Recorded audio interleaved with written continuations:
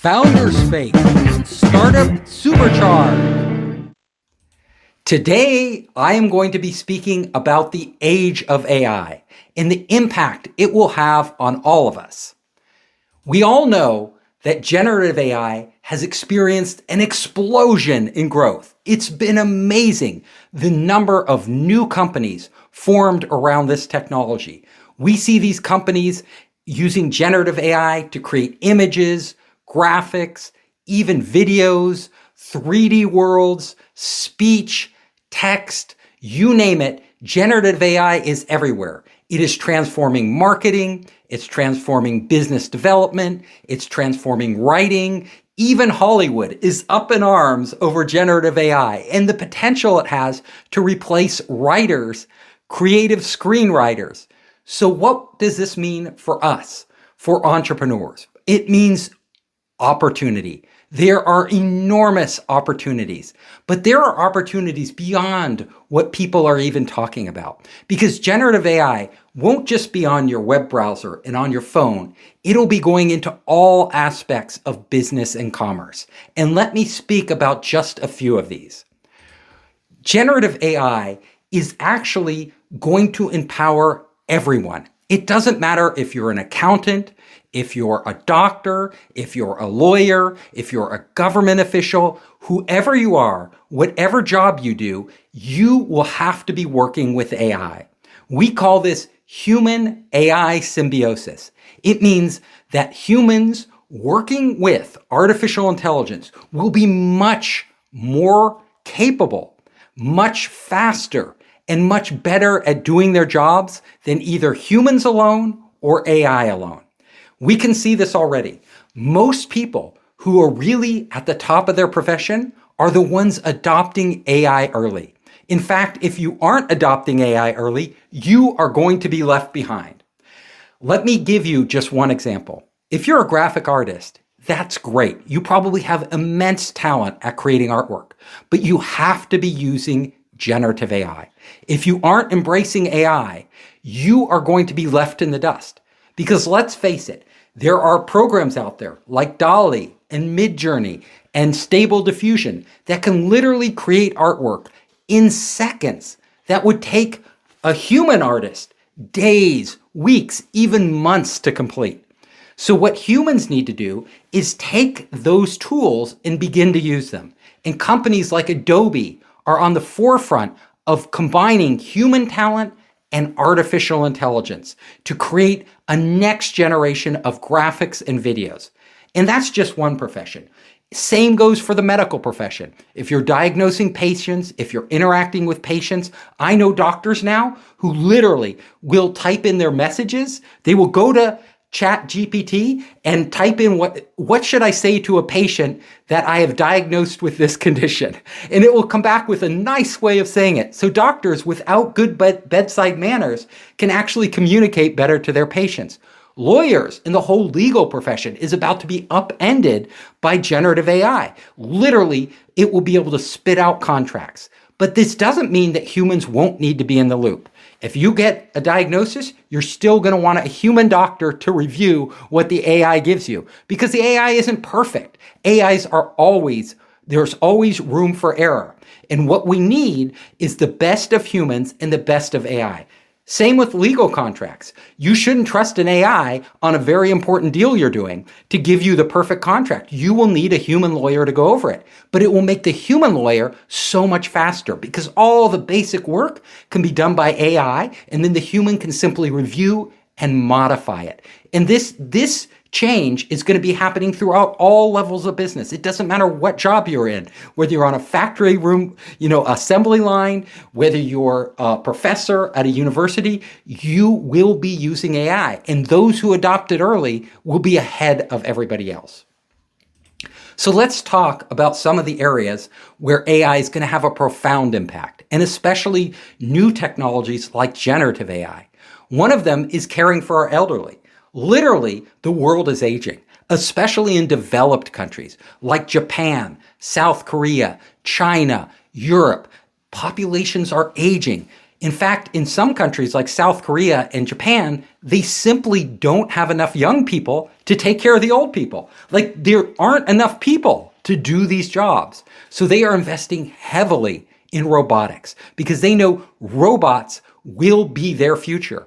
And these robots won't only help patients and carry them and put them in beds and make sure they're fed, but they'll also be there to communicate with them. There are lots of people who suffer from debilitating conditions like Alzheimer's disease, but they still want some contact. They want to be able to talk to somebody. They want somebody to listen to them.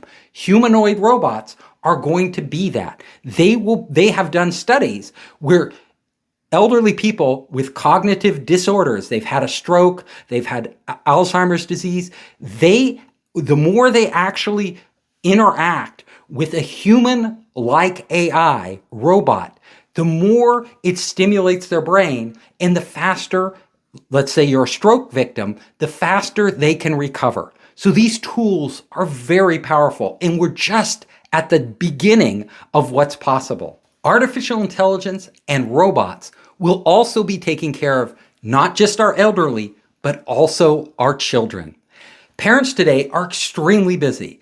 Husbands, wives, they have jobs, professions. What can they do? How do they take care of the kids? And if the grandparents aren't around or somebody else isn't around, who do they trust to take care of their kids?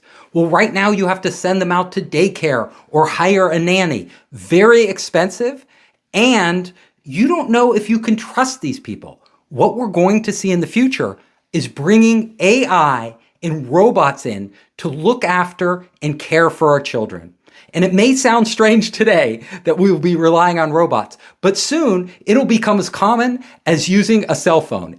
Everybody will be using robots to raise their kids simply because it will work. It'll be so beneficial to families.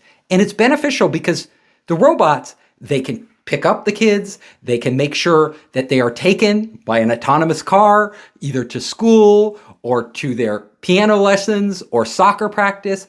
They can also care for the kids, feed the kids, and protect the kids, watch the kids to make sure they don't get in trouble. And if there's any problem, they can alert the parents.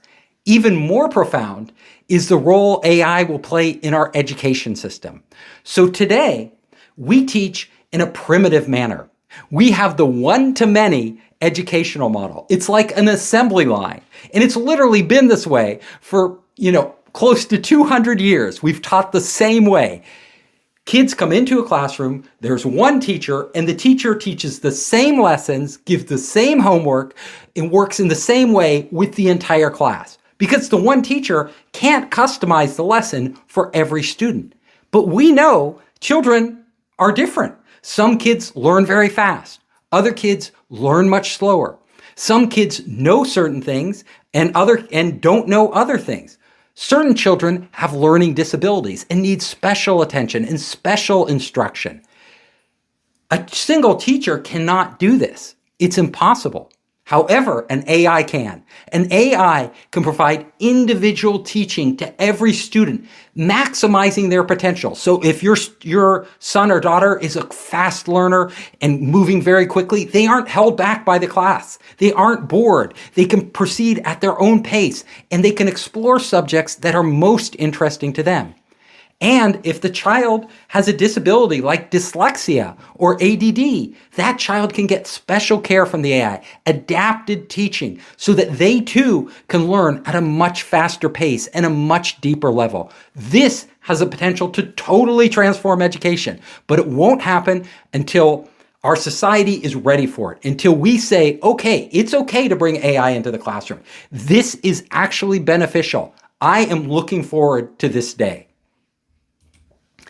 Robotics in construction. We are seeing AI transforming construction. So everything about construction, from ordering the materials to assembling buildings to instructing the actual humans on the construction site. So if you're a construction worker, a blue collar worker, in the future, you are going to have to be able to work with AI because that AI will bring costs way down for construction and speed construction up further.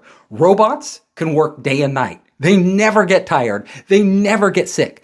But also, they do things they can do things perfectly. Once they're taught to do it, they can do it over and over and over without making errors like human beings. Their downside is that robots are not that versatile. They tend to be hard to reprogram. However, with generative AI, robots will be able to learn. They will be able to adapt, and they will be able to interact like humans on the construction site with people to actually work in concert more effectively. It's going to transform how we build everything from buildings to ships to cars. It's coming. Businesses without workers. The future of factories is simply not to have workers. We call these lights out factories. Literally, robots run the place.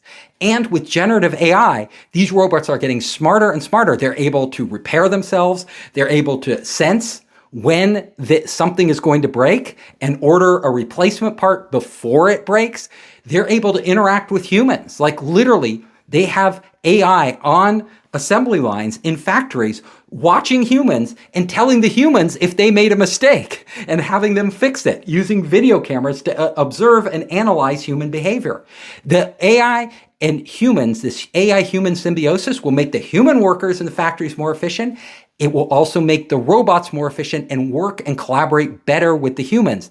And at some point, we simply won't need people in the loop. Robotics on farms. Agriculture is already going through a huge transformation with robotics and AI. You know, at Harper Adams University, they did an experiment. They developed a farm where it was completely automated with robots from planting the seeds to harvesting the crop.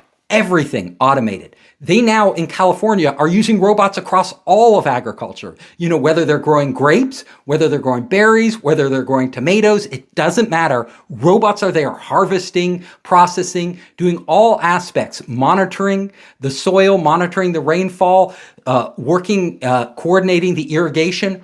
All of these things is done by AI and robots. And it will only get more because our machines are becoming more sophisticated. They now have robots that literally can pick a delicate fruit like a blackberry or a blueberry, can pick those, harvest them without damaging the fruit. You know, that's hard for even humans to do, let alone a robot, but they have robots that can do it. And the robots are getting smarter because they're all networked together. They're all speaking to each other. They're all operating off big data from weather satellites and everything else. So they can operate in an optimal way.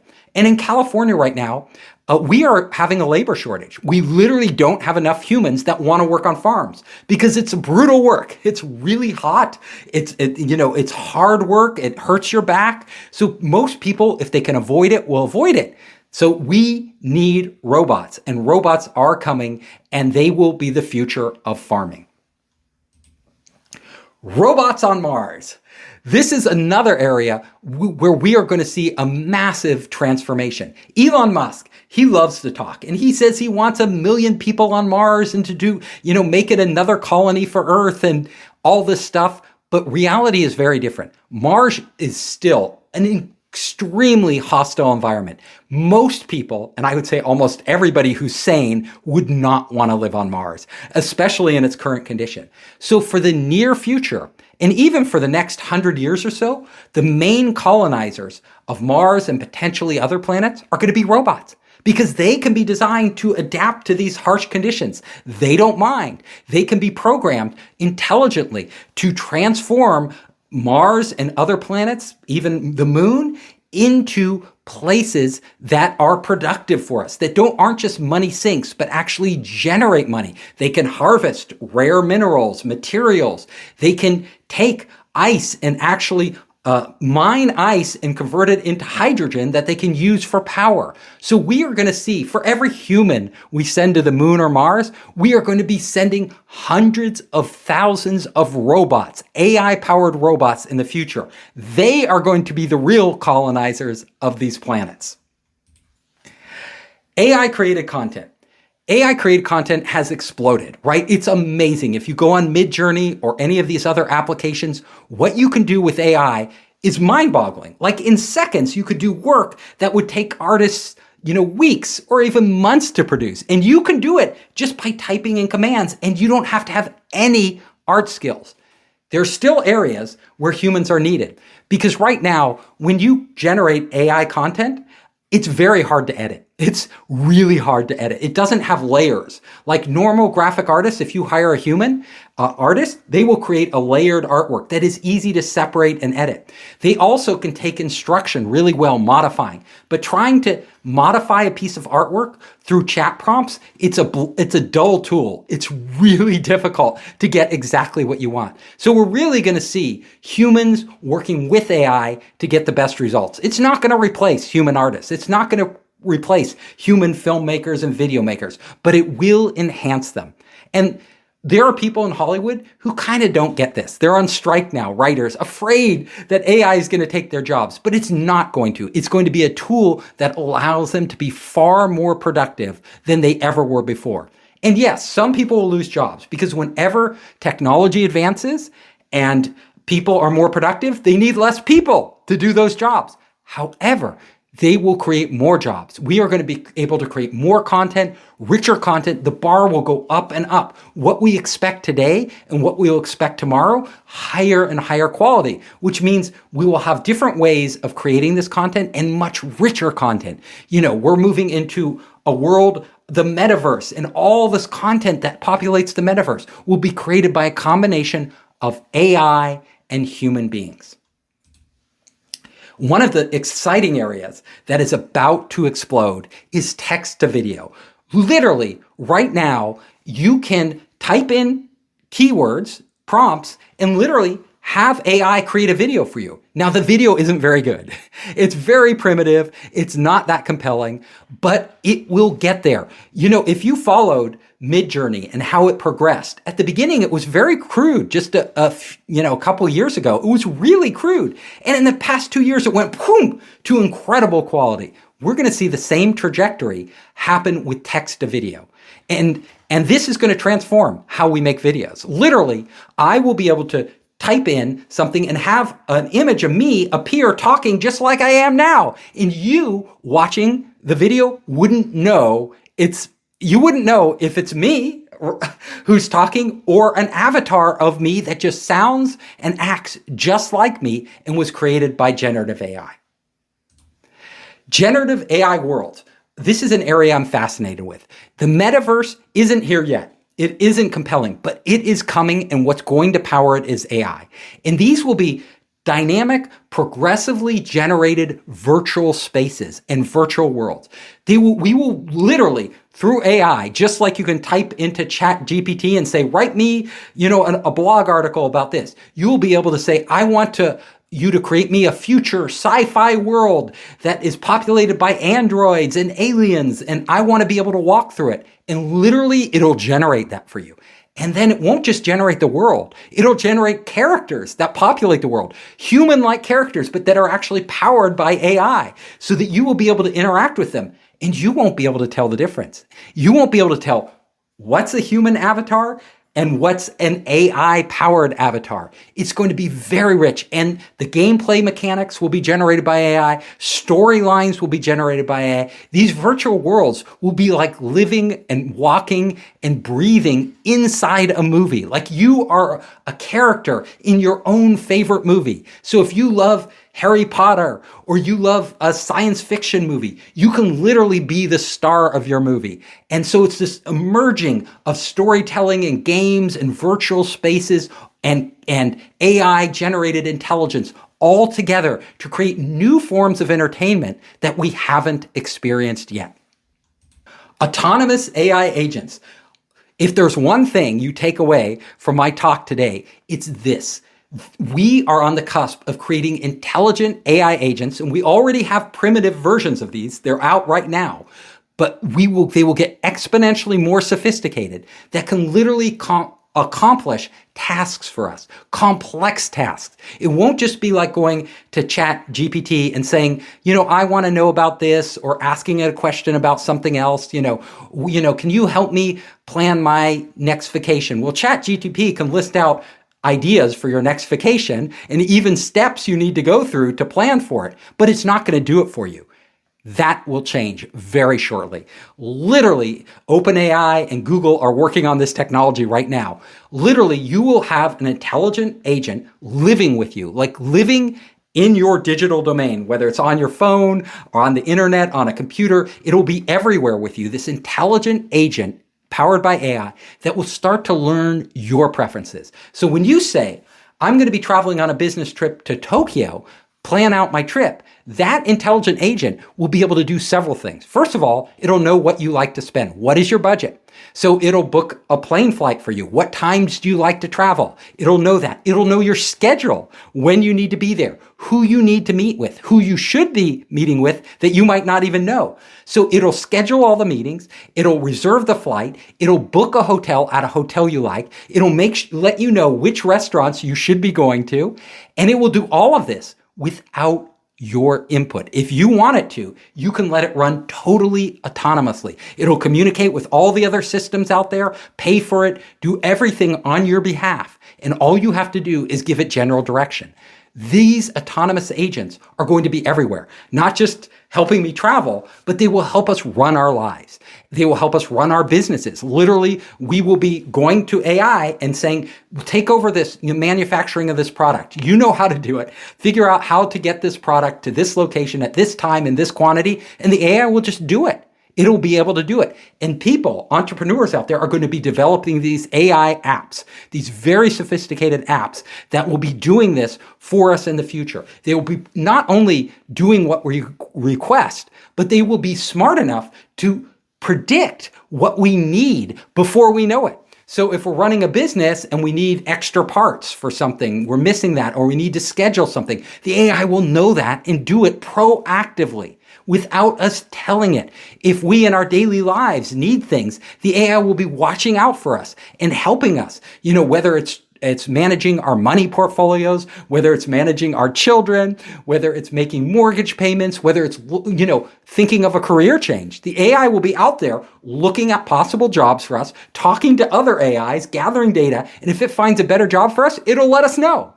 Maybe you should consider switching to this job. It's a really good move in your career path. Everything from managing how we work to how we relate to each other, to the friends we get together with, to who we date, to who we marry, we will become more and more reliant on AI. And this interesting thing is, and it's a little bit scary, is that in this process of relying more and more on AI, we will be delegating our decisions to artificial intelligence. We will literally be stepping back and saying, I don't need to make these decisions because the AI is going to do a better job. The AI is going to tell me what job I should do next. The AI is going to tell me what I should be prioritizing on my job. The AI is going to be recommending people I should be friends with, people I should do business with, people I should potentially marry. The AI is going to be looking out for all of these things. And people might say today, I would never rely on an AI for those things. I wouldn't do it. Well, I will tell you, you will do it. You will do it because the AI is so good at it. Like, why would you do a much poorer job when the AI could do a much better job than you could ever do at finding you business partners, about planning your next trip, about doing every little thing you need to do that you can delegate to AI? If the AI is better, we will use it. And those people who don't, honestly, they'll be left behind. It's like, do you know anybody today who doesn't go out without their cell phone, who says, no, I don't want a cell phone? Well, there are a few people who do this, but they tend to be on the fringes of society because they can't operate in society productively without using these tools. And that's where we're headed with AI. So we have to think as a society, how much of our decision-making process do we delegate to these machines? Is this a good thing? Is it a bad thing? What does this mean for our future as human beings? Are we going to become dumbed down terminals where the AI is doing all the hard decision making and we're just following instructions? Is that the future of being human? Or are these machines going to make us so much better, so much more productive, and so much more effective at achieving our goals? Curious AI, MIT and other universities are now developing AI that has a curiosity, AI that loves to learn. So AI can actually go out into the world and start to figure things out for itself without us prompting it. So the future of these robots and artificial intelligence is we're going to build them and we're going to put them into the world, and they're going to start to do things we didn't expect. They're going to start to solve problems that we didn't even ask them to solve. So we're going to give them general instructions. Like we may have a house robot and said, I want to make this house more comfortable to live in. And the house robot will start to learn our preferences. We'll start to figure out problems. They may repaint walls with us asking. They may go out and buy plants, order plants, and plant them in the backyard that they know we will love. They may do all sorts of things without us prompting them. And every time the AI learns to do something, it will then transmit that to other AIs so that they can work in concert to make our lives better. So this is a fascinating thing. We are literally going to have AIs that learn much like children learn. Like they have a lot of capabilities built into them, just like a child does when they're born, but then they can also observe the world, how it functions, and infer from that what it should be doing next and how it should be doing it. After that comes evolutionary robotics. And evolutionary robotics is AI that can not only learn, but AI that can modify itself. Literally, like if you're a robot and you want to plant something in the backyard, but you don't have the right appendages to do that, you will actually go out and order those appendages online, deliver them, attach them to yourself. This is the robot attaching a shovel to its arm, and go out and be able to dig a hole and plant a tree, right? Because it knew its goal was to plant a tree. It didn't have the right tool. It wasn't constructed in the right way to do it. So it literally modified itself. This is evolutionary robots. They will evolve in different ways with different hardware configurations and software to meet the challenges they're presented.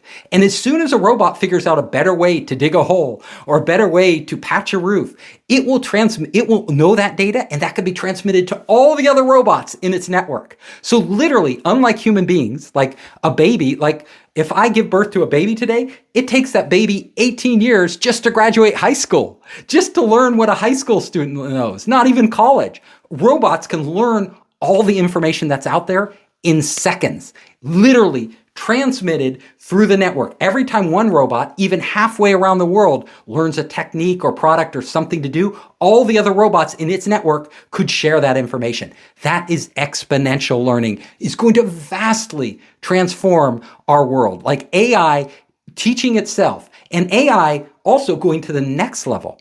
AI rewriting its own code. Literally, AI evolving by rewriting its own code better and faster than humans at the speed of computers in nanoseconds, continually iterating on its code, both hardware and software.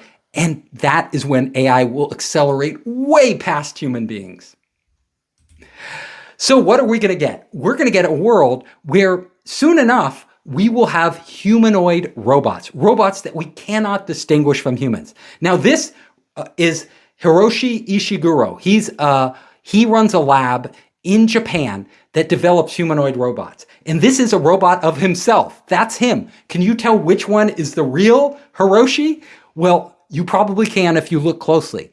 But in 10 years, we are going to have robots walk into a room and they're going to start talking, and it will be almost impossible to distinguish them from a real human being. We simply won't be able to do it unless maybe we go up and touch the robot or we spend a lot of time with it. We will then know that it's a robot, it's not human. But these robots are going to be our companions. They're going to be living with us. They're going to be talking to us.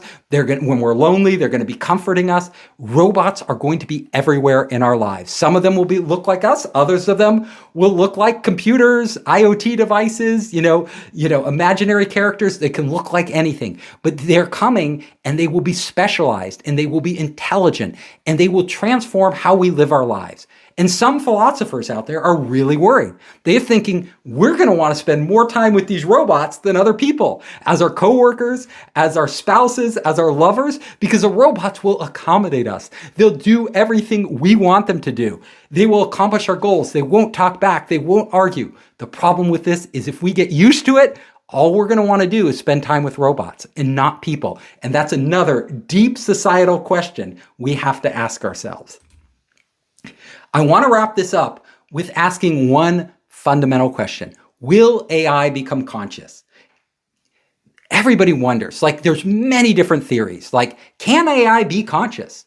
Some people think that software can actually become conscious. Other people believe it can't be software. It has to be software coupled with hardware. There has to be a physical part to be conscious. And then there are those who believe it could never be conscious. Well, I today am going to give you the answer. I'm going to tell you the answer to this question. Will AI be conscious? And the answer is, we will never know. We can only speculate. You know why? Because we are humans. We are biological organisms. We are not made of silicon and metal and other materials that our robots and AI are made of. We are not them. So we will never be able to see into their minds to really know if they are conscious in the same way we are conscious. But I can tell you with near certainty that they will act exactly like they are conscious. We will not be able to distinguish their behaviors from the behavior of a conscious human being. They will mimic us perfectly. So we literally will wind up treating them as if they are conscious, as if they think the way we do. Although I can tell you, they will never think exactly like us. They will not think exactly like us because they are not made of the same materials. They cannot replicate our biology without actually becoming biological beings. So there will be this gulf between us and robots, but that gulf may be narrowing because they are now developing chips and other materials that are a combination of silicon and metals and things like that and rare earth minerals, combination of those and biological cells. They are doing that. So there may be emerging, and we may also be using brain-computer interfaces where literally we are becoming more like machines and tapping into the machines. So even though we will merge, there will always be this gulf. Because could we ever know if an AI has emotions, can experience love in the way we experience, can experience fear in the way we experience fear? We can never know that. And so we will just have to assume that the AIs of the future do behave like us, but we need to be careful because this assumption can get us in trouble. Because AI will fundamentally have its own way of viewing the world and its own actions, and at a certain point, it will be independent of us. Right now, we can control AI to a certain degree. We can program it. It's a black box, but we still have control. There will be a point where we lose that control, and then all bets are off. How will the world develop? What will happen? Will the AI be a blessing to humanity and literally protect us from ourselves? Like human beings are pretty violent, crazy creatures, right? Will AI shield us from destroying this planet, from climate change, from all these things, and actually solve these problems for us, like acting like a caring parent? Or will AI control us, completely control and dominate us, and potentially wipe us out? Nobody knows. It's going to be a wild ride, and we're all on this roller coaster together, so buckle up and we'll see what happens. I'm Captain Hoff, CEO of Founderspace, the leading global startup accelerator. I'm also author of the award-winning books, Make Elephants Fly, Surviving a Startup, and The 5 Forces.